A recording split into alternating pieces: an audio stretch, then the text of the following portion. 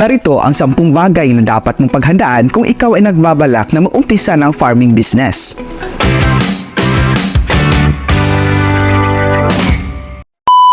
Ay mga Choy, it's me again, Medyo Tisoy, ang inyong proud Pinoy, and welcome back to my channel.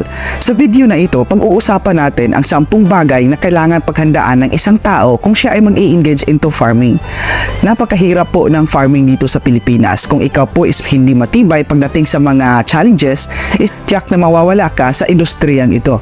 So ang experience ko at experience ng ibang tao, isi-share ko sa inyo ngayon para kung ikaw ay mag-umpisa ng farming, at least may idea ka na kung ano ang kailangan mong gagawin.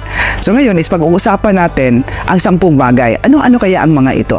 Number 1 is sipag at tiyaga. Bakit kailangan natin ang sipag at tiyaga sa farming? Actually, hindi lang sa farming. Kahit sa business, kahit sa pagtatrabaho, dapat sipag at tiyaga. Kasi kahit gaano pa tayo kasipag, wala tayong nakukuha. Kaya kailangan natin pagtiyagaan. Ganun din sa farming. Sipag at tiyaga ang number 1 talaga na dapat meron ang isang magsasaka. Number 2 is madiskarte. So, dapat may alam ang isang farmer. So, kung ikaw ay nagtatanim ng mga produktong pang-agrikultura, maari kasi na ikaw na yung mag-market ng iyong mga produkto. Yun po yung ay tinatawag na diskarte. Usually, ang mga farmers, nasanay sila na yung mga sinasaka nila is binibenta nila sa mga middleman, at ang middleman naman, sila na yung nagbibenta dun sa mga end consumer or sa mga palengke. So, ganun po yung mangyayari. So, kung ikaw ay isang magsasaka na madiskarte, pwede mong gagawin na ikaw yung nagsasaka at the same time, ikaw din yung dumidiskarte para maibenta yung mga produkto mo.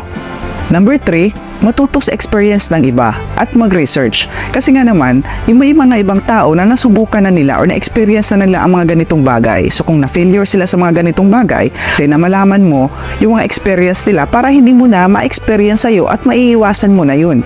Pamamagitan ng pagre-research ng experience ng mga ibang tao sa mga life story nila sa pagiging farmer, at least ma-minimal yung pagiging failure ng farming mo. Kasi nga, nagkakaroon ka na ng idea na ganito pala ang dapat gawin, ito pala ang dapat kong gawin. So, ganun yon.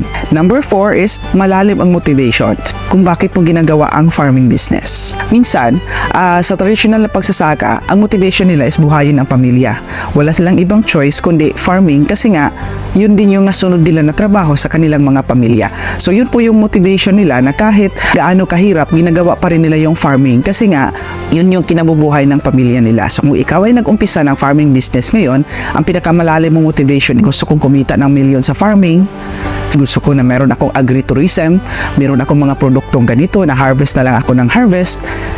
Number 5, matuto tayong mag-visualize. Kumbaga mag-goal tayo na, mag-set tayo ng goal na after 5 years, dapat yung sakahan ko is makapag-harvest na akong ganito. So dapat meron akong ganito kalaking taniman ng mga durian, ganitong taniman ng mga lansones, kasi gusto ko after 5 years, gusto ko mag-export ng 3,000 kilos na produktong pang-agrikultura. So, ganun po yun. So, dapat meron tayong goal. So, it's either short-term goal or long-term goal. Number 7, huwag matakot sumubok. Kung ikaw yung tao na gala, nakita mo na yung mga iba't ibang mga agricultural products sa Pilipinas, pwede mo yung subukan sa inyong lugar. Like sa akin. So, ang pagkakaalam ng parents ko is hindi nabubuhay yung strawberry sa lugar namin. So, ako naman is hindi ako takot sumubok kasi nga, di ba, mahirap na tayo, takot pa tayo sumubok, so wala tayong napapala. So, nagtanim ako ng strawberry doon. Good thing, kasi yung strawberry doon, ang daming bunga. So, ang nangyayari doon, pwede pala yung strawberry sa lugar namin. So, pag ganon, pwede mo siyang i-convert into strawberry picking. Kung marami ka ng strawberry sa iyong mga sakahan, income din yun. Number 8, na dapat mong paghandaan sa iyong sarili. Kung ikaw ay mag-umpisa ng farming, papangit, iitim ka talaga. So, bilang isang farmer, hindi na importante yung physical appearance natin. Kasi nga, di ba, magsasaka naman talaga tayo. So, kapag magsasaka tayo, palagi nakamilan sa araw, iitim ka talaga. Lalo na kung ikaw talaga yung hands-on sa pagiging farmer mo. Gaya ko na ako yung nagiging hands-on sa aking farming. So, dumaan talaga tayo, napapangit tayo. Pero kung may pera ka naman, so pwede ka namang magbayad ng mga tao na magtatrabaho para sa'yo para mangyayari yung lahat ng mga binivisualize mo. So, yun po yung paghandaan mo kung ikaw ay mag-umpisa ng farming. Number 9, maglaan ng puhunan. Mapa-business man yan o mapa-employment man yan, mapa-farming man yan, kailangan mong maglaan ng puhunan. Sa pag-a-apply ng trabaho, kailangan mong maglaan ng puhunan kasi nga kukuha ka din ng mga requirements, mga medical, di ba?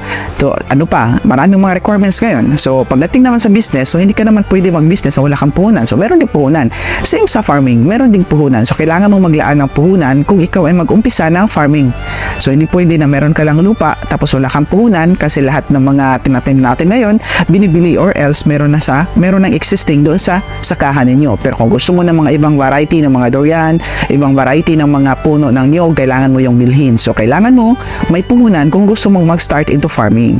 Number 10, aralin mo ng mabuti lahat ng mga pinaplano mo, yung mga ginagawa mo, i-research mo kasi nga 'di ba sa internet ngayon, lahat ng mga informations halos andoon na. So napaka-imposible na yung mga gusto mong mangyari is hindi pa yan nakapublish sa internet.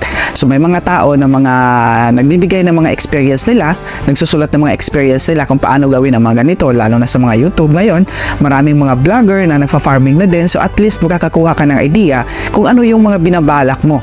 Diba? Like for example, magtatanim ka ng mga siling labuyo, gaya ko, so nag-research ako kung paano ba itanim yung mga siling labuyo. So at least natutunan ko na ganun pala yun. So kailangan, kung ano yung sinasaka mo ngayon, dapat alam na alam mo yan.